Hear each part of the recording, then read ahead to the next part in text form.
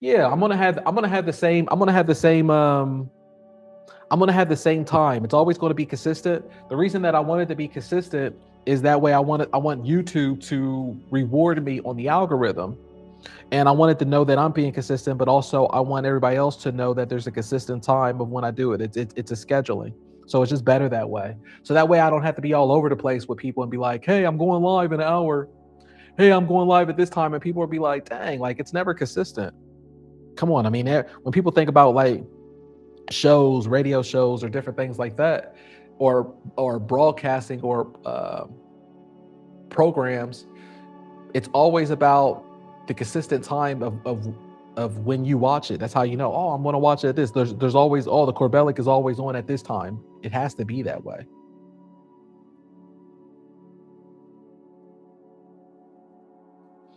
Yeah, hair dryer is good too. I used to use the hair dryer when I first started off, but this one is better than the hair dryer. This is like a professional heat gun right here. This one's better than the hair dryer. But I used to use a hair dryer too. It's not bad. It's like the same thing. You can use that as well.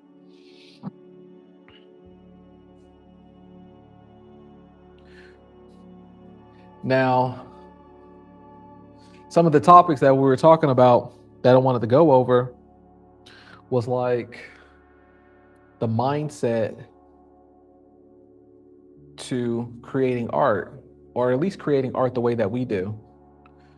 And the mindset is that you have to work fast, how we're working now. You have to work in speed and volume, but also I think the thing that helped me, even before I started working in speed and volume, the thing that helped me create art or decent art, good art, whatever, that's subjective, is that I would have a passion. And when people think passion, that means like something that you really love, and I'm so passionate about it. It doesn't even have to be that either. It can be like passion, what I mean, like you could be upset about something. You could be frustrated about something. You could be frustrated that like I'm frustrated of being broke. I'm frustrated of I'm frustrated of Instagram, or how, or it didn't. What time did the stream start? It didn't start that long ago. At 10 a.m.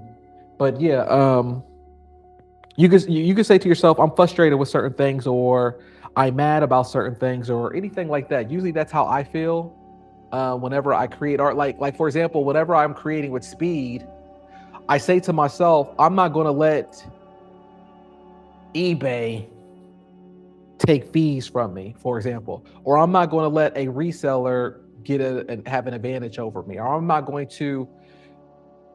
to make sure that I have the upper hand, that you're not going to beat me at the game. I'm going to beat you at the game by producing more.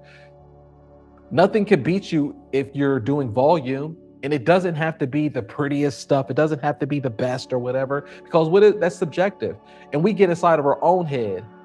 I love my students where they'll say, man, I finally got outside of my head, and I finally created this way, working fast. And these pieces of art that I thought was ugly, these are the pieces of art that people actually bought, and they wanted to purchase, and they spent money for. And then they're like, wow, I didn't know that. The reason why is because once you start understanding that with the volume, and you start seeing your market, you start seeing your tribe, then you'll understand of how you can create art and how you can be more free. Then you start creating better art, because then you're confident. You're confident about what your market is. It's not about creating fast and what people might consider ugly art, because there's no such thing as ugly art. It's just creating. And sometimes we could get so caught up in our own head, right, where we're not even creating, because we're so conditioned into I gotta show up to the studio and make pretty art. Now imagine if you keep saying that to yourself. You know how exhausting that is? Like, and we lie to other people and we say, oh, we love what we're doing. But imagine having to go to the studio, and every single time you go to the studio, you have the pressure that you have to be creating Mona Lisas every single time. Instead of being like, every time you go to a studio, you have the freedom to just be a child and create, and whatever happens, happens. You can't control what happens. I was thinking about that this weekend, right? I went to go see a movie that just came out with Gerard Butler from 300, and the movie is called Greenland. And I said, man, his movies suck lately, right? But then I had to check myself because I'm like, you think that he probably doesn't know that Hollywood sucks right now, but what is he supposed to do? He's an actor. Maybe he enjoys acting, and it's not about, oh, who has the, if you're going to be waiting around in 2026 right now for the best script and the best screenwriters and the best, like it's 1996, then you're never going to be acting. So if you're always waiting around for the perfect moment where you're going to be making Mona Lisas and gallery art, then you're never going to be creating art. Or if you're just waiting around, I'm only creating this one beautiful painting a week, then you're never creating. You're never really being an artist. You're never giving yourself a chance. So when I talk about working at speed, it gives yourself a chance to just be an artist. Like, not everything has to be a home run, and you can't control it. Some things just is what it is. Oh, the movie was terrible. Yeah, the movie was terrible, Mary. The movie was terrible. And I love Gerard Butler. You know, I love Gerard Butler, but the movie was terrible. That's a different conversation. I could go on about that one. But at the same point, when it comes to Hollywood, right, there's so many different variables that goes on with making the movie. And he's not like he wrote the script, right? It's not like he's the screenwriter. It's not like he's the director. It's not like he's the producer or the movie studio with, we don't, you know, there's so many variables that goes on with it. But if he has bills to pay, maybe he has bills to pay, right? Or maybe he's like, you know, I want my money. Or he could be like, I enjoy making movies and being on set, then whatever, so be it. Okay, this is another good example. I love Nicolas Cage, right? But he's made so many movies, and he was making a lot of movies because he had that situation where he was in debt or whatever, and he had to pay his taxes back, which he did pay him back, but he paid him back by making a whole bunch of crappy movies. But he's Nicolas Cage. You think he cares? Like, oh, I need to wait around and I need to make sure that every single movie is Raising Arizona, or I need to make sure that every single movie is Face Off, or what was that one movie he got an Oscar for? He got an Oscar for the alcoholic movie or something in Arizona, or what was it? Leaving Las Vegas? Was that the name of the movie? Or whatever.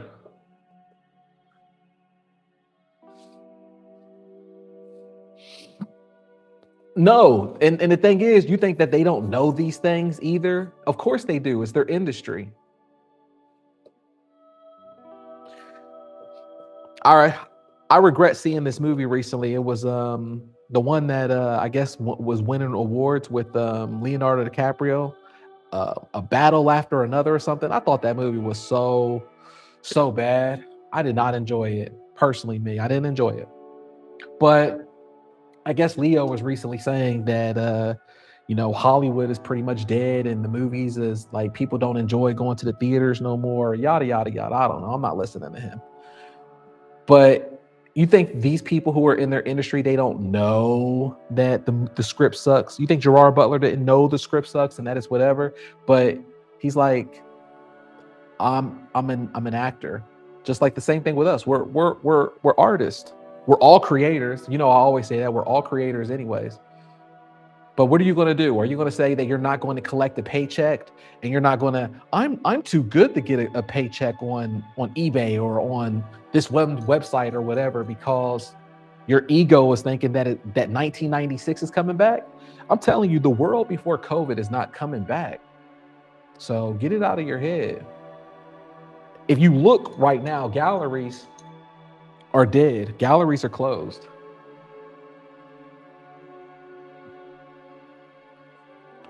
If you look at the top galleries in LA, they closed or they got out of the business because there's no money in it. You look at the top galleries in New York, they closed. Chicago, they closed. And a lot of them all did that in last year in 2025. because there's no money in the game and they can't keep pretending of what it was like it's the 90s. Those days aren't coming back. And the other people who are trying to be so involved in it is because of the ego. Instead of, do you just want to make money then? And how about you just make the money? And you can still make the money, but you can also still feel like you're an artist. All right, look at this. We did this together, huh? Look at that. What do you think about that one? I think she's beautiful. All right. I think she's beautiful. I love her. It's going to look great. Let me take a picture of her real quick so I don't have to come back later on and take a picture of her. Boom. All right. Put parchment paper on top. She does has pizzazz. She has pizzazz.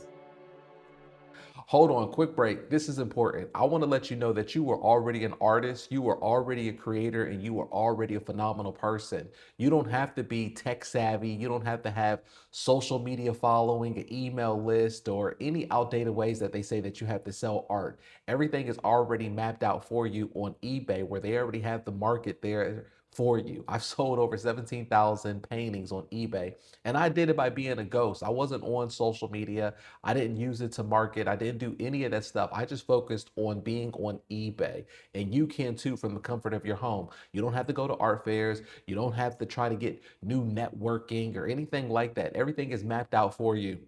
So, like I said, you don't have to be tech savvy. I have a system where you could copy and paste all the things in there. I have videos of how you can set up your account. I have everything there for you so that way you could get started. You get started with a 14-day sales activity challenge. That way you could get your first sales and then you could get your first transactions. You're going to have your first sales by the time that you're done with the 14-day sales activity. But the best part is that you're not alone. You're going to be having a supportive community that's going to be there along with you. Other courses, they just have where you're going through it alone and you're just trying to figure it out. But here, you're always going to have a full supportive community of people who already succeeded, who already gone through the steps and will help you along the way. And you can ask any questions. And we also have a weekly Q&A call where you can ask me any questions. All right. So you have nothing to lose. Look, everything in the world has gone up in pricing. So give yourself a chance right now where you can make some additional income for yourself, for your family, and see what you want to do. All right. Click the link below and I'm going to see you. All right. Let's put up another 14 by 11. See what's next. Sometimes what I would do is I would do like, if I had a certain theme, I would probably do 2 or 3 in a row, and then I would go into another theme. I don't want to keep doing the same thing or the same palettes. You know, you always want to change it up. Well, yeah, that's different. That is true. And we in your country we have rich Russians. What country is that? Is that in Russia? Of course, that's different. That is true. Yeah, an American market is like that. I don't know about other market what it's looking like right now, but it is like that in America, where it's just it's yeah, the market is bad here for American art. Well, at least in the traditional way. But then also too, I don't know what country you're from as well. When we're coming from, oh, okay, because exactly, you got that right, Mary. Yeah, Russia has invested in their country and their infrastructure, and we send our money to other countries, and we have tax fraud and we have other fraud, but that's a different conversation. We have all kinds of stuff, and then they expose it, and then people get mad that it gets exposed, right? Crazy, crazy, crazy world we live in. So see, those are the type of things that I think of when I paint, because I can't control those things, but what I can control is me showing up and being like, all right, you want to take my money? You want to inflate my money? You want to have interest rate go this high? You want to have everything where my dollar don't mean anything anymore? Then I'm going to flood the market where I can, and I'm going to get my money. I'm not waiting around for some golden unicorn to come by like it's 1996 in the galleries, and I'm going to be selling artwork for $20,000 and all that stuff. I have done that before in galleries, but it doesn't work that way anymore, especially in America, and especially since in America it got exposed of the galleries where they were doing money laundering, because most of them were. All right, so here, let's do this one right here. This is going to be a quick one. Let's put the timer on.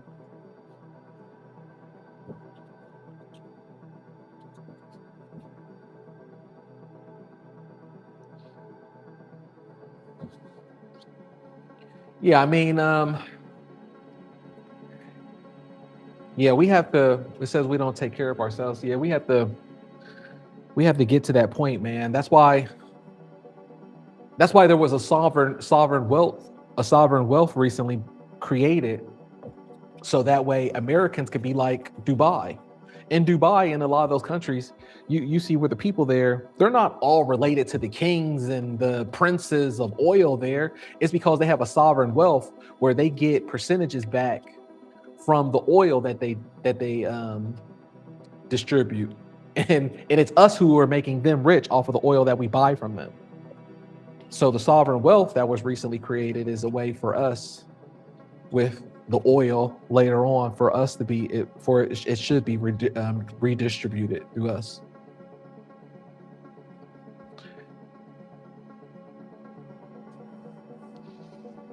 That's awesome to hear. I had to look into more of that with Cyprus. You're putting me on game here. These are things I haven't heard about. All right, let's dry this off.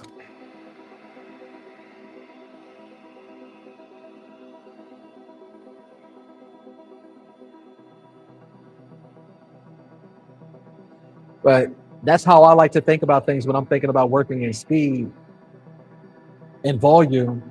I can't control the outside of anything, but what I can control is what I'm doing. I'm going to make sure that you can't ignore what we're doing.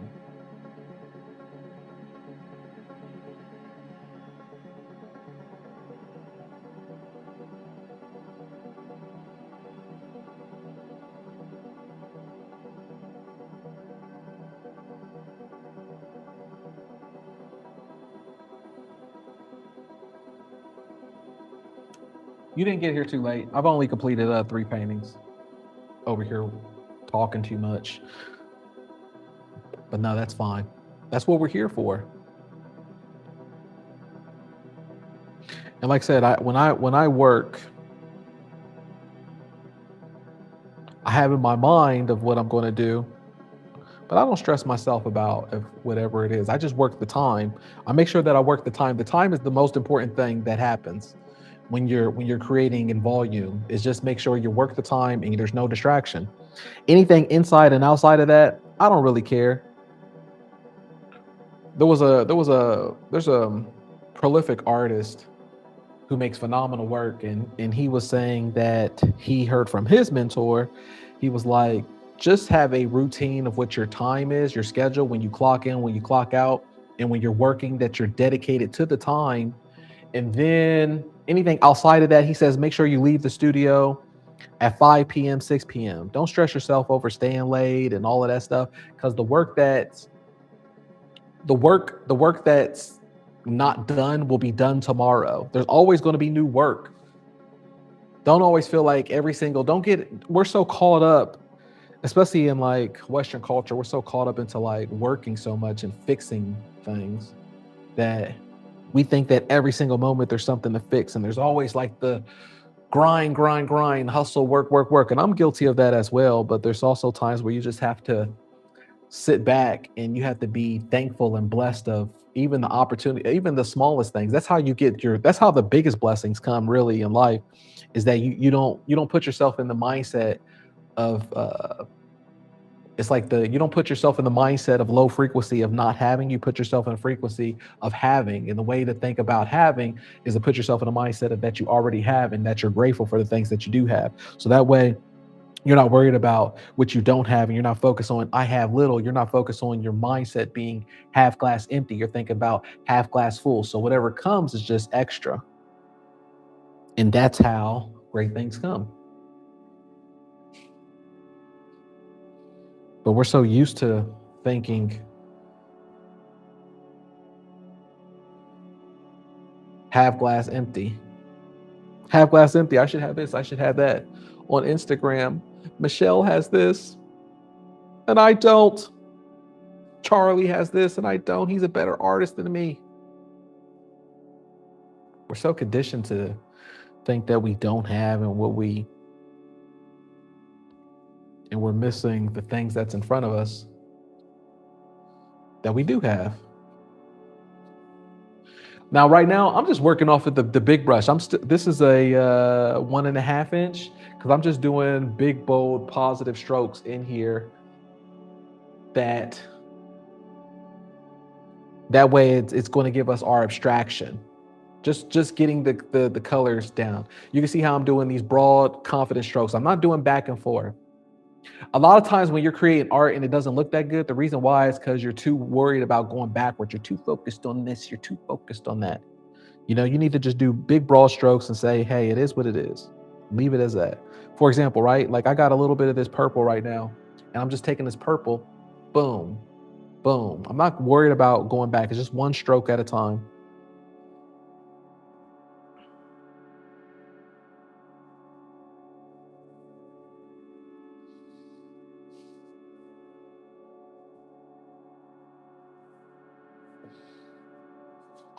You're loving this one? Which one are you loving? What I'm talking about or this painting?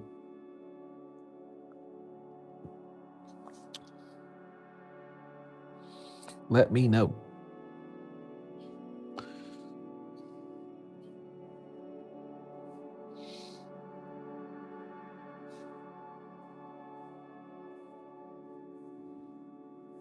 Oh, okay, the flower. Yeah, I love doing these as well.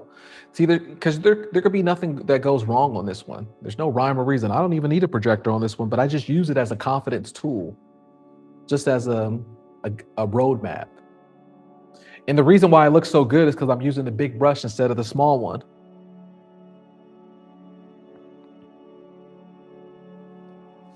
So a lot of times, it's just based off of you using a larger paintbrush.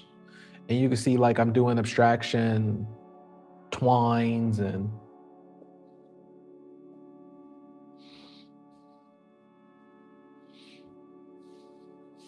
because remember, someone's going to love it.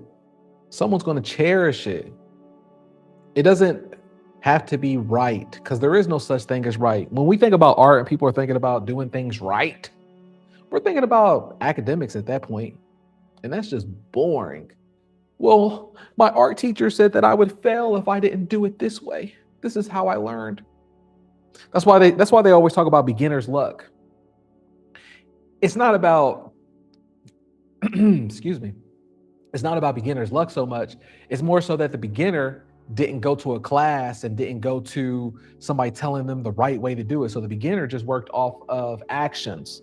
The beginner just worked off of doing it, which intuitively felt good to them, or whatever was in that moment.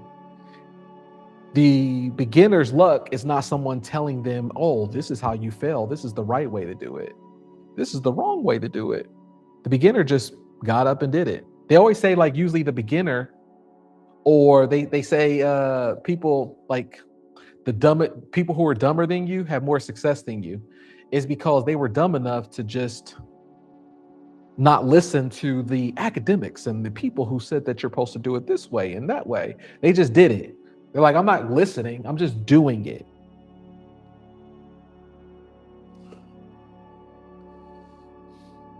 And I think that's what I always try to exercise that, and I reframe into with either my art, my career, my lifestyle.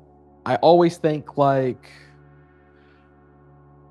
there's always going to be people who tell you what worked for them and what didn't work for them, and then you're going to try to vibe off of that and go into that way. Oh, well, it didn't work for them and they know better than me. They're better than me.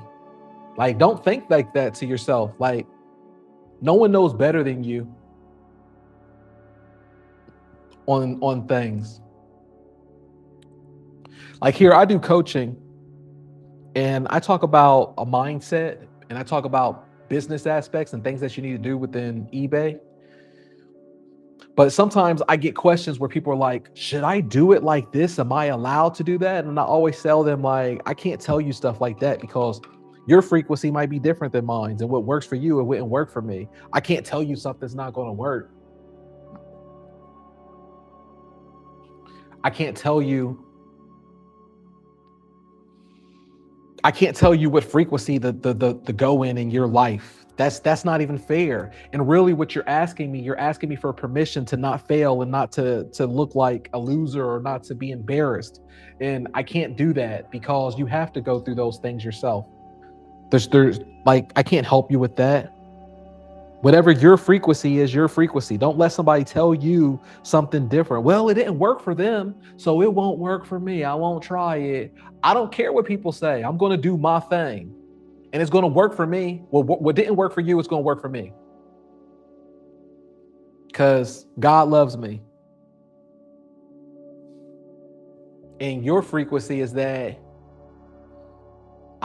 you have to believe in yourself. You have to believe in the power of God and not put things on yourself. That's the thing that we get so caught up in our society. We think, oh, I'm not working hard enough. Oh, it's not working out for me. Instead of thinking like with God, everything is possible. The impossible is possible. And if you have that power on your side, then it's not about you and what you're doing. It's not about your ego. And as long as you're showing up and doing the work and you believe in yourself and you believe that in the power, like you're working through God and God is within you because we're all creators, then it always works out. I don't know. Does that make sense? Instead of being like, well, this other human told me that it wouldn't work out for me like that. Can't listen to what these people say. Humans don't want another human to do better than them. So they're going to like throw your energy off. And it could be your husband, it could be your wife, it could be your sister, your cousin, it could be whatever. Unfortunately, because it's humans. And it doesn't mean that they're awful people. It just means that